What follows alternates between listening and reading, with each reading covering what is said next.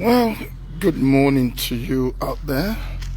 My name is Akinsome Emmanuel, and a trained and certified chaplain from the College of Chaplains, the International Christian Chaplains Association, 1494 Fall River Avenue, Seekonk in Massachusetts. That's the headquarters of ICCA. The weather is quite friendly, not too cold, but a bit cold. I just want to see if I can do a little outdoor warm up this morning. Like I always say to you, if you allow your body to condition you, just a minute, I'm trying to see if I can put this somewhere here. Probably you'll be able to see me better. Okay. If you allow your body to condition you in a very wrong way, it will keep going like that. I recently went through a health, challenge in terms of stress. Of course, it's stress induced. If you have been around here and you've been with us here in this part of the world, you would know that it's been God on our side. And one of the things I also find out is that we can begin to get so busy until we get so fucked out. And again, people blame men these days for being too involved in stress-prone activities.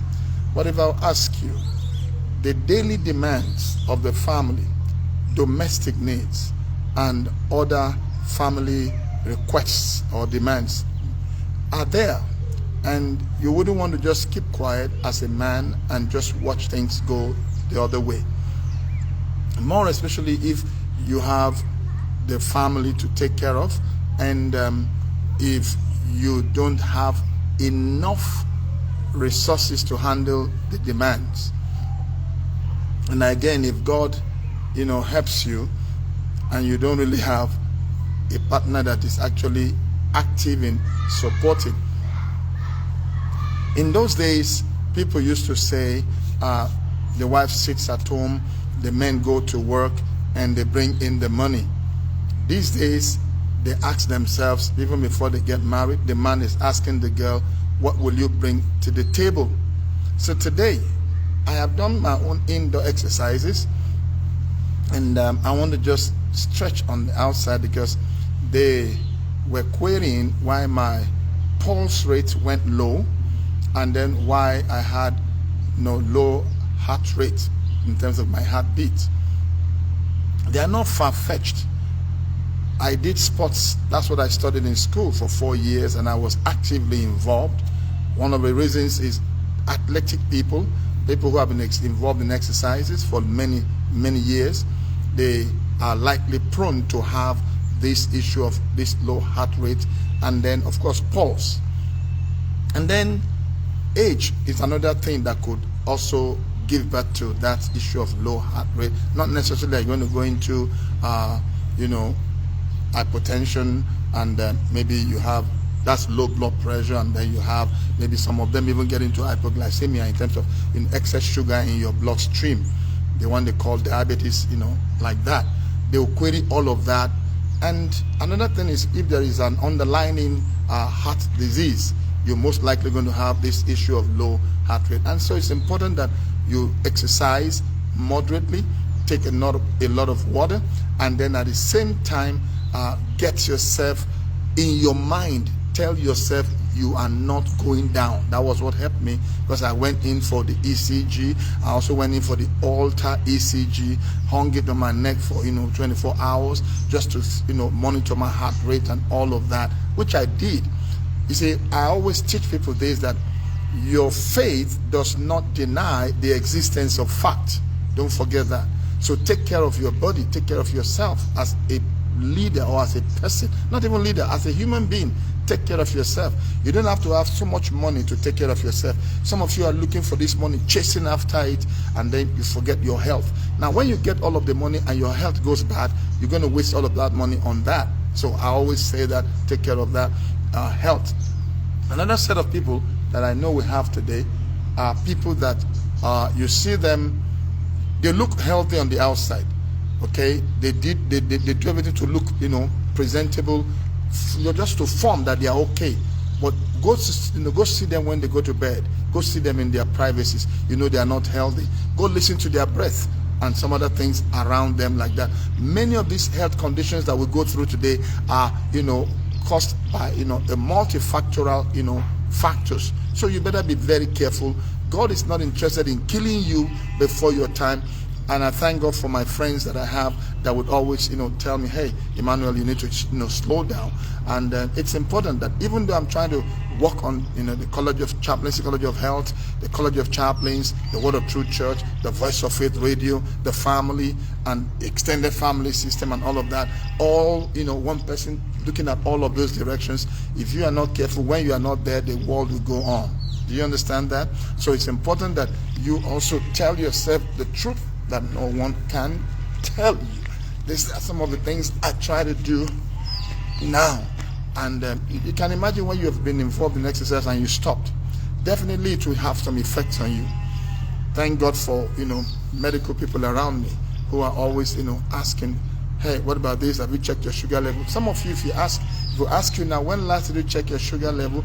You'll be thinking and be saying, not my portion. No, it's not my portion. I don't have the diabetes. Not my portion.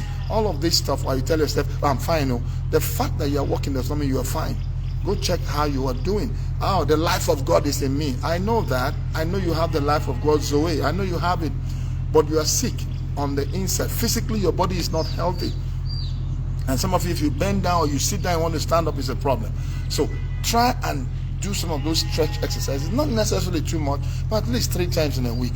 And I tell you this, don't cast out the devil to also invite Satan. And then you have to watch your food. Like they told me, oh, you've got a lot of starch in your food. Reduce it, get into protein. And I was talking to my daughter, she's a pediatrician, and I talked about someone telling me to take more of animal protein. She said, what? Animal protein? Talk to the cardiologist about that. And I told her, no problem, I'll do that. But you see, it's because we've been programmed over the years into believing so many things about our health. Well, medical people, medical doctors and pharmaceutical companies, they are making big time money in some of this, feeding on the ignorance of people these days. But that's for another day. For now, I just think if you are seeing me because I'm a little bit far away from there, I just want to do this and tell myself that, hey, psychologically I'm fine. Because if you go to a doctor and the doctor tells you, we've tested you, your blood pressure is 120/80, you're fine. Now look at my pulse, for example. My pulse was 49. It came down to 49, and I was told it's supposed to be, the average is supposed to be 60 and above or so, between 60 and 80 or so. Now mine was 49. I was literally, walking very slow, sluggishly, and my speech was becoming slurry. Now, what did I do to raise it up to over 60 in about a week? These were the things I did. I made sure that I cut off sugar, and then I refused to get myself involved in over starchy foods again. And at the same time, I involved in mild exercises. I don't know if you are listening to me and you think it's all about praying in tongues and doing all of those, your so-called spiritual gym. You're going to die before you know, and then your heart will arrest you. They call it cardiac arrest. So it's important you check these things. Sometimes they tell you have large heart. It's common with those who are into sports also. Maybe they tell you the left ventricle or the right ventricle. Whatever it is, the ventricle. You just make sure you maintain proper hygiene, proper health diet, because they talk about modification, life modification changes. And even your diet modification, that's what they place me on. And so I want you to please live long for God so that you can fulfill His purpose on the face of the earth. And God will help you. Now, I want to say this before I go again today, that truth will always open the door for mercy. And anytime mercy shows up, favor is always around the corner. Let me say it again.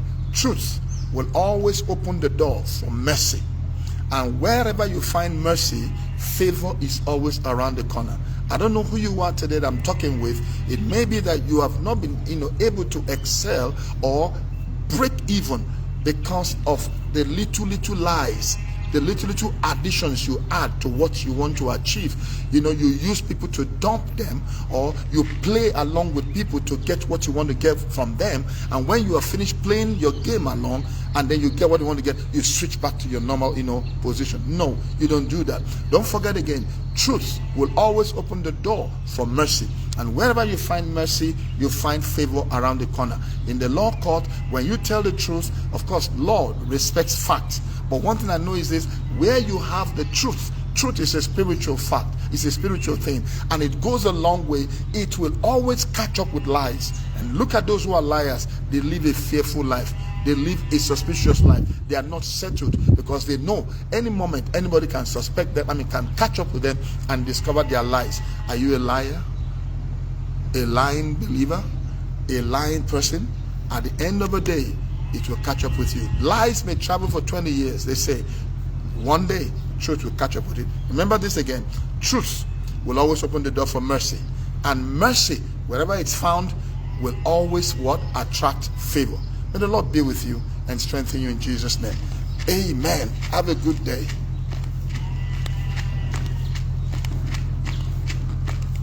I just remembered, the Chaplaincy College of Health and Science Technology is recruiting and is also admitting new students into the school. Where for the September admissions, you can go to www.collegeofchaplains.com, and then you can fill the form online, either to be trained as a public health practitioner. That's the course we do for now. We're just staying on public health as a college for now. We just started and we got the accreditation for that. So we don't run courses that we don't have accreditation for. So right now, public health is what we're running, and I encourage you to go get your own application form online, or you come to the school here in Jos at Yan Trailer, behind the Coca-Cola. Now it's no more behind the Coca-Cola container, really still, but along the Coca-Cola container at Yan Trailer. But you can't miss it. Our signboard is out there on the road by the highway. Chaplaincy College of Health, Science and Technology. You just come in there at Yan Trailer off Boucher Ring Road here in Jos. And you can be sure, listen, we are accredited both by the state government and also, that is to say, by also the Public Association of Public Health, of Practitioners of Nigeria. Be there and let us have you trained to become both to become a chaplain and at the same time a public health practitioner that is licensed to practice. Now also, if you have not been licensed as a public health person, whether masters or whatever you have in public health, good news for you. We just concluded the June public health national exams. That's the second set we are doing in our school. You can come and register now for the December own, which is going to take place by the grace of God this end of this year, God keeping us alive. I look forward to seeing you. 0803-589-2801. 0803-589-2801. God be with you, and goodbye.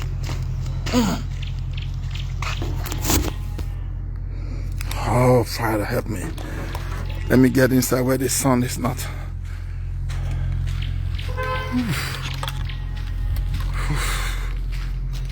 I think I'm getting